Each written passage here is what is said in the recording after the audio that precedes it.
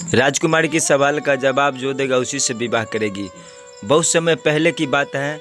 उत्तरगिरी नामक एक समृद्ध राज्य था, जिसके राजा धीर नारायण की पुत्री राजकुमारी अनुराधा सौंदर्य, बुद्धि और हठ की मिसाल थी। विवाह योग्य होते ही देश देशांतर से राजकुमारों ने हाथ मांगना शुरू कर दिया, लेकिन राजकुमारी ने स्वयंवर के लिए एक अनोखी और कठिन शर्त रख दी। उसने घोषणा की, जो व्यक्ति 1 से 20 तक ऐसी गिनती सुनाएगा जिसमें पूरा संसार समा जाए, वही मेरा पति बनेगा। लेकिन जो असफल रहा उसे 20 कोड़े लगाए जाएंगे। राजा ने यह सुन सभी पड़ोसी राज्यों को न्योता भेजा और एक भव्य स्वयंवर का आयोजन किया। महलों में दीप जलाए गए, 56 भोग सजाए गए और राज्य के कोने कोने से विद्वान, राजकुमार व महाराजा पहुँचे। राजाओं की हार और कोरे पहले दिन सभा में एक एक कर राजकुमार आए। किसी ने सीधी गिनती सुनाई, किसी ने गणितीय पहेलियों में लपेटकर, किसी ने शास्त्रों का सहारा लिया, लेकिन किसी की भी गिनती में वह संपूर्णता नहीं थी जिसकी तलाश राजकुमारी को थी। एक एक करके सब असफल हुए। कोड़े बरसते रहे, कई तो डरकर आए ही नहीं। कुछ ने कहा, यह कोई गिनती की परीक्षा नहीं, यह अपमान है। एक आम आदमी की हंसी सभा के कोने में बैठा नीलकंठ, जो एक मामूली मिठाई वाला था, हंस पड़ा। उसकी हंसी गूंजकर राजाओं ने गुस्से में कहा, तुम क्यों हंसता है? क्या तू गिनती जानता है? नीलकंठ बोला, महाराज, मुझे लगता है आप सब अनुभव से नहीं, बस किताबों से गिनती सीख कर आए हैं।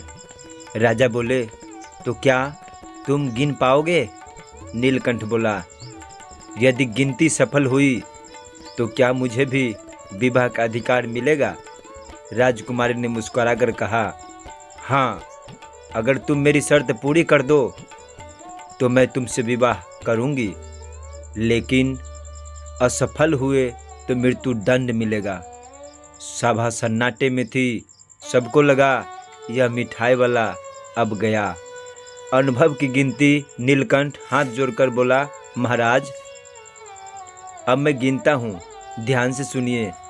1 ईश्वर, 2 नेत्र, 3 समय, भूत वर्तमान भविष्य, 4 वेद, 5 तत्व, 6 वस्तुएं, 7 संगीत के स्वर, 8 प्रकार की संपत्ति, 9 ग्रह, 10 दिशा, 11 इंद्रिया, 12 महीने, 13 उपनिषद, 14 भुवन, 15 तिथि, 16 संस्कार, 17 प्रकार की धातुएं, 18 महायुद्ध के योद्धा, 19 मुझ में सारा संसार समाया है और 20वां है मैं, जो अब तक सब देख चुका हूँ। सभा में सन्नाटा छा गया। किसी को विश्वास नहीं हुआ कि एक साधारण व्यक्ति इतनी ज्ञानपूर्ण जीवन को समेटने वाली गिनती सुना सकता है। राजकुमार की आंखों में सम्मान था। उसने हाथ जोड़कर कहा, नीलकंठ, तुम्हारे ज्ञान और दृष्टि में जो व्यापकता है वो किसी राजा में नहीं है। मैं तुम्हें अपना जीवन साथी स्वीकार करती हूँ। सिख, राजा होना जरूरी नहीं, समझदार होना जरूरी है। ज्ञान किताबों में नहीं, जीवन के अनुभवों में बरसता है। नमस्कार, प्रणाम, जय हिंद, जय भारत, वंदे मातरम, धन्यवाद।